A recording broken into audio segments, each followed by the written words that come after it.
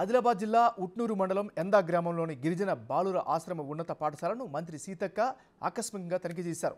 మంత్రి వెంట ఎమ్మెల్యే వెడ్మ బొజ్జు ఉన్నారు. విద్యార్థులకు అందించే అల్పాహారాన్ని పరిశీలించిన మంత్రి ఎమ్మెల్యే పరిశీలించారు. ఉన్నత లక్ష్యంతో చదువులో రాణించేందుకు శ్రమించాలని మంత్రి విద్యార్థులకు సూచించారు.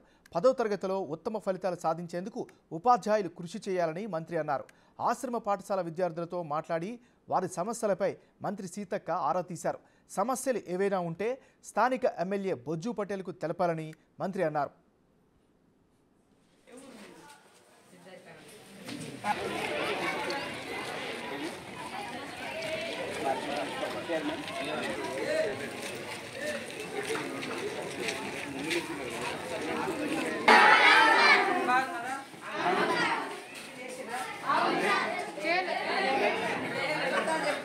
అక్కడే ఉడుకుతుంది తిన్నాం అంటున్నారు.